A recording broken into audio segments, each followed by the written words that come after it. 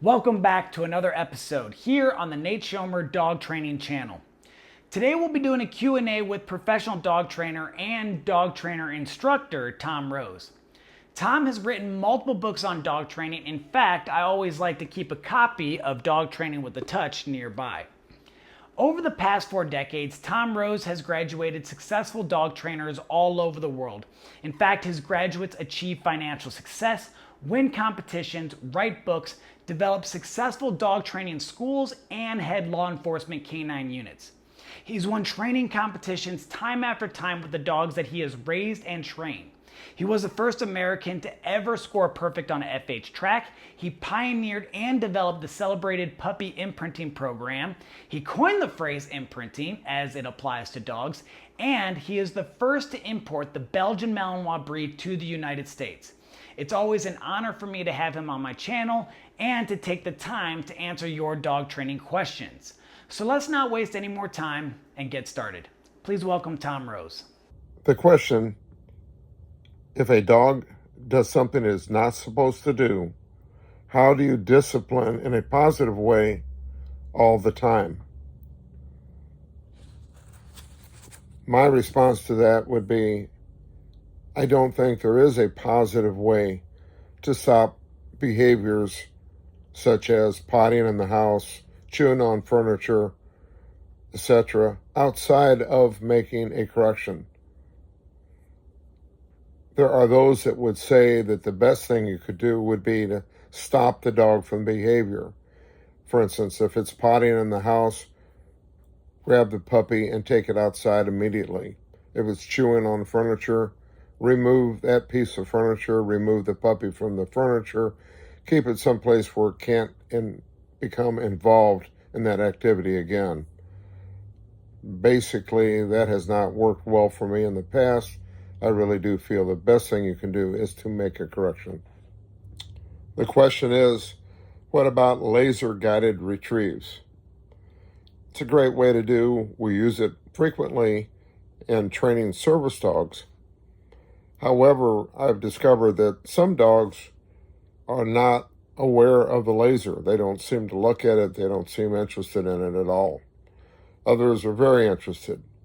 I think if you screen the dog that you're going to train and you pick one that is definitely interested in following the laser pointer, it's a real good way to direct the dog for a retrieve. This is particularly useful when training service dogs. For instance, a dog to pick up a key off the floor or to go get something that the individual wants. You point the laser, kind of lead a path over to where you're going to have the dog retrieve the item, and the dog will follow and pick it up and bring it back. So in my opinion, it's a very good method. The question is, how do you become a professional trainer? My obvious answer to that is come to my school. It takes a long time and a lot of experience to get to the point that you are comfortable in working with people and dispensing the proper information to help them with their dog. I remember when I was learning, there was no school available to go to. I spent a lot of times in Europe. I worked with every trainer I could find, and it seemed like it was forever that I was answering questions based on what someone told me rather than experience. So I think coming to a school that allows you to do a lot of hands-on work with your dog is very effective in becoming a successful professional trainer and working with other people and directing them as to what the proper training techniques are for their particular dog.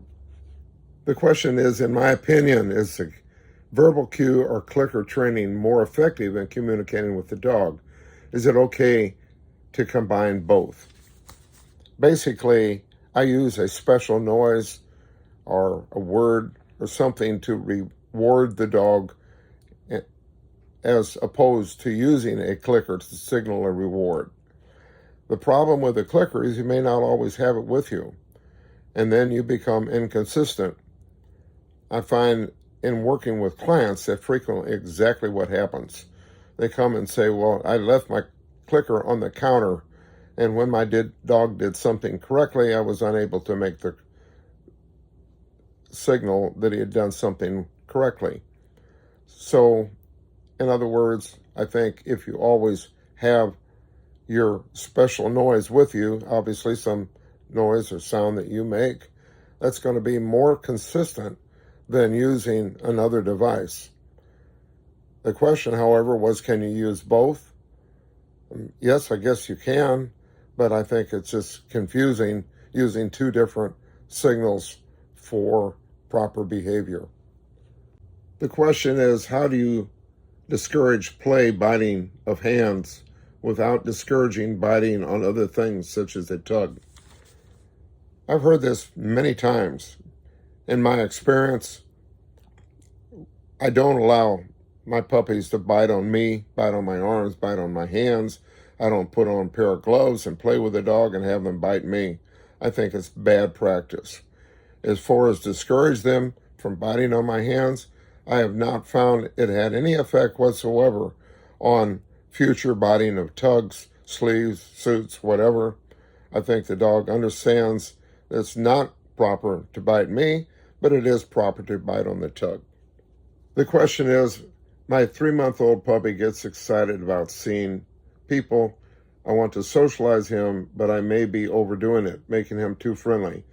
Please advise how to handle this situation. I would continue what you're doing. I think socialization of the puppy is very important. I like to have them around as many people as possible, expose him to as many new things as possible. I don't believe it's necessary to have people carry your puppy around or snuggle with it, that sort of thing. But I don't want my puppy to grow up being afraid of strangers. When I first started training, the person that I was working with on guard dog training said that if you want to develop a guard dog, keep your dog away from everyone.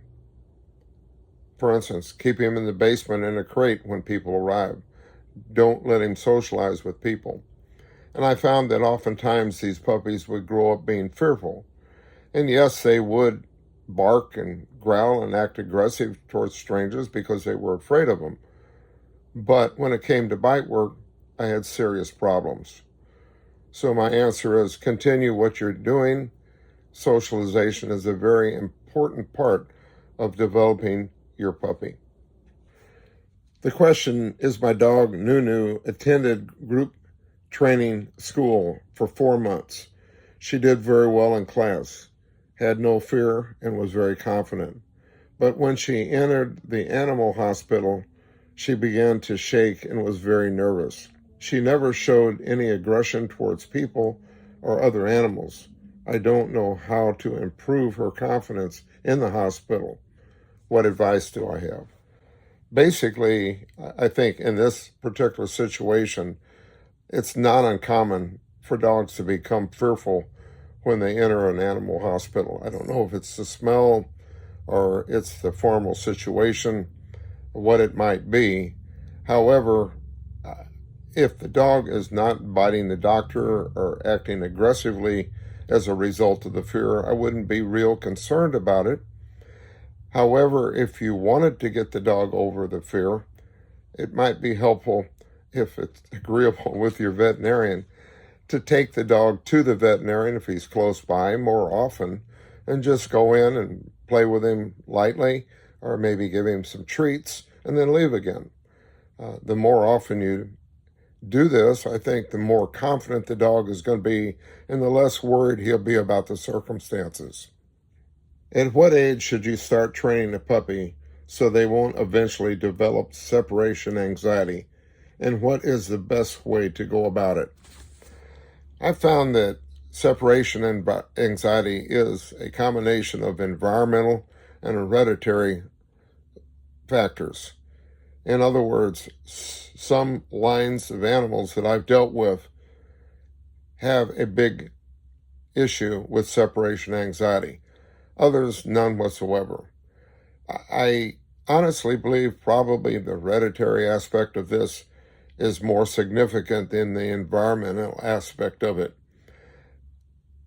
I think the more you socialize and work with your dog and the more of a leader you are for the dog, I would not worry about separation anxiety, and I would just let the dog or puppy develop as he will naturally.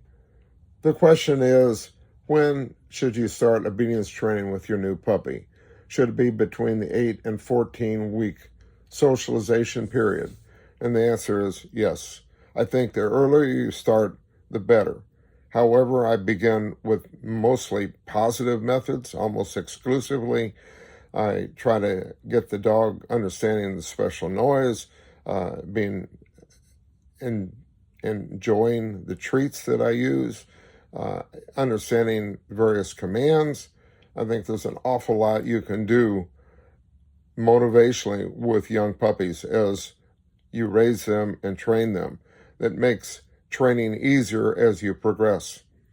Interesting byline is I've had puppies that we have trained or come to class or to school and gone through training at a young age that then the owners moved away totally from the area and brought the puppies back at 6 to 10 years of age.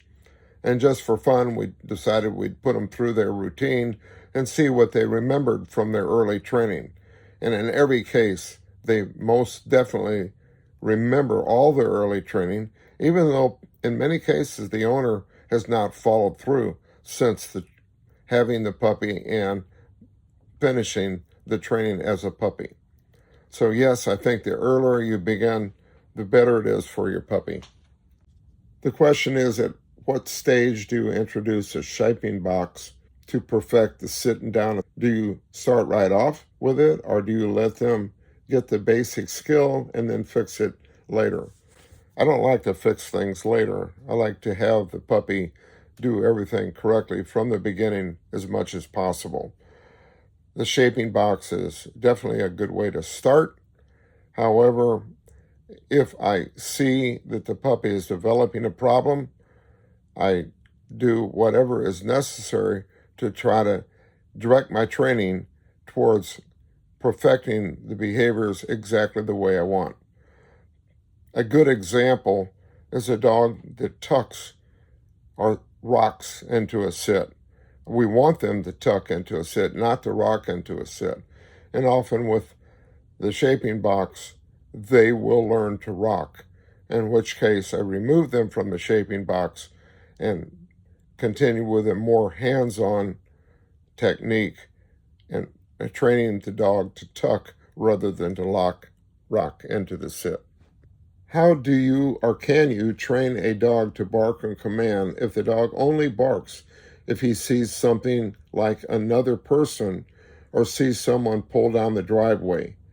Can you train a dog that is 2 years old that was bought to be a family dog to protect with no experience from the dog and owner? That's a difficult question. Again, if you want your dog to be protective or to be a guard dog, oftentimes it is the nature or the hereditary aspect of the dog as to whether or not the dog sees this stranger as a threat and feels that it's necessary to bark at him. As far as barking on command, that usually can easily be taught by using food or a ball and just teasing the dog with it until they can make a noise, praising for it, and then continuing from there. As far as being a guard dog is concerned, I've seen a lot of dogs that just aren't going to be a guard dog. They just don't want to do that.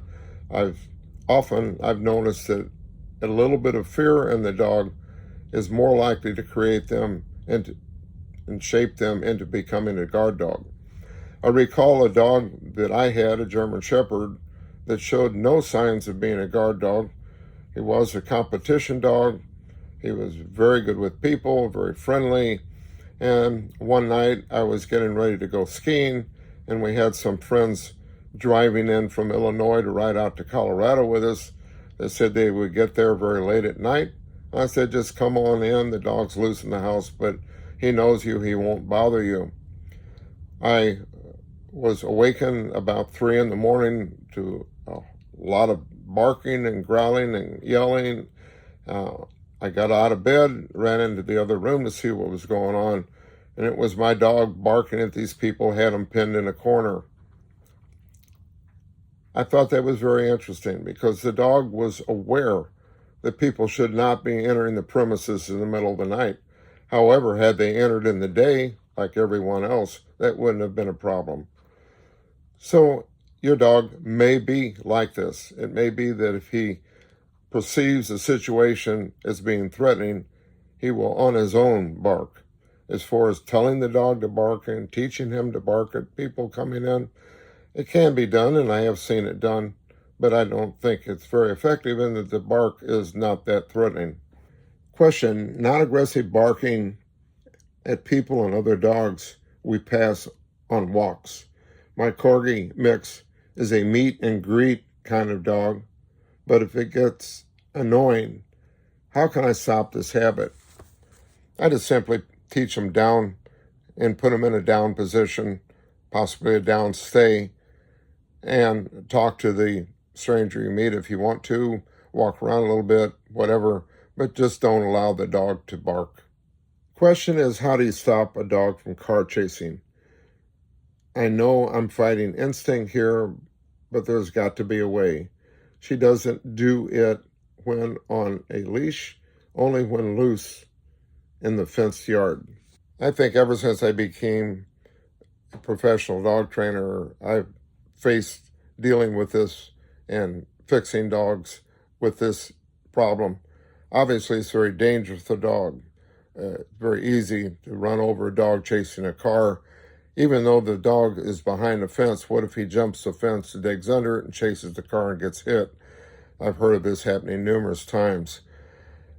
When I first started in training, I was told to put the dog on a long line and tie him back to a branch on a tree, not to the tree, but to a branch that would provide some degree of springiness when he hit the end of the leash so he didn't get jerked. Let him chase the car, and when he hits the end of the leash, he gets pulled backwards. Never did work. I've had people shoot guns trying to scare the dog away from chasing the car. I've heard of people throwing firecrackers, all kinds of different ways to do it. I guess it works sometimes, or people wouldn't talk about doing it that way. In my experience, the only way to stop this is by using a remote training collar, which absolutely works. And we do it several times a year to fix people's dogs with this problem. And it absolutely works. And in my opinion, it's far better than the possibility of having my dog accidentally get hit.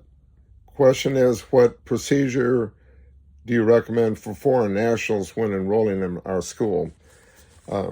Just fill out an application, send it to us, and we'll develop an I-20, which is an immigration form to come to the United States to study in the States. We will complete that, send that to you, take it to your embassy, obtain your visa, and then buy your ticket and fly over to St. Louis and come to school. The question is, my 6-month German Shepherd is learning to track. She loves it. I use back chaining from the articles to start rather than food in each footstep. We are just starting corners, but she is beginning to overrun the articles on the track. I do not stop her or correct her. How can I slow her down? I think the best way to do this is make frequent turns, make a stair-step design. Whatever you can, the more turns you have, the better. This gets very involved. The concept of teaching a dog to track involves so many different stages, so many different learning techniques. I think if you buy my book and read the chapter on tracking, that is the best way to learn how to track outside of coming to school. But this is a many-faceted thing. I would suggest that you get with a trainer in your area that's familiar with tracking and have them work with you. Question simply, what about the remote training collar? I think it's a very effective device. I think I was one of the first people in the country to ever use one. In the old days, it was very difficult to use because it only had one setting, which is as high as you could go, very similar to a shock stick. Very difficult to use. Could not use it for obedience training without scaring the dog. As far as the present day collars, they can be set very low. And I think by using a very minimal amount of shock, that you can train a dog much more humanely and effectively than you would by using a pinch, choke, or some other type of collar. As far as making corrections are concerned, I think the shock collar, or we call it the remote trainer, is the best way to go in many cases. It's a matter of, does the trainer feel confident and feel that it is okay to use this type of training device? And if they are, then it can be used effectively.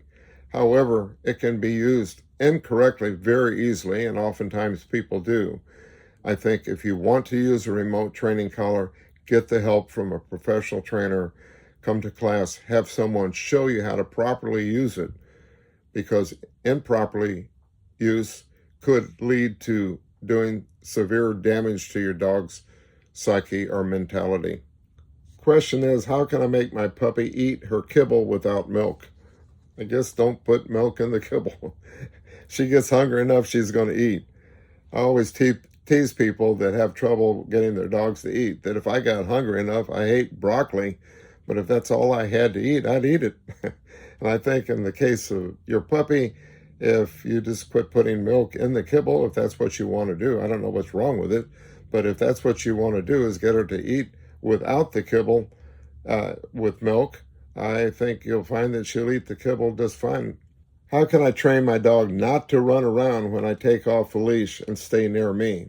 Simply have 2 leashes on the dog, take one off and see what happens, or use a remote training collar when you take the leash off. But as long as the dog is staying near you and not getting into trouble when you take off the leash, I don't know that it would be that much of a problem. I trained a Brittany Spaniel one time. Turned out to be an excellent show dog. And prior to training, I would take her out on the field and turn her loose, and she'd run around in huge circles. I just kind of let her run it off. And once she did, I put the leash on, collar, and we would begin our training, go to the dog show, whatever we were doing. And then oftentimes when I would take the leash off, after we had, say, shown in an AKC ring, I'd take her outside, take the leash off, and let her go, and she'd run around, do the same thing again, come back to me, and we'd continue on our way. Never had a problem when we were in the ring, however, taking the leash off, because she understood that she was still under command. So I think enforcing your commands, working with your dog, maybe putting a short tab on the collar so when you remove the leash, you have a tab or something you can get if you need to make a correction. When you remove the leash, don't remove the training collar, or maybe use a remote training collar. A lot of ways to do it. Or when you take the leash off, put the dog in a down. Thanks again for watching today's episode. If you want to get a copy of Tom's book, or if you're interested in his school, all the information will be provided in the description below. And of course, as always, please like, subscribe, hit that notification bell, and we'll see you next week.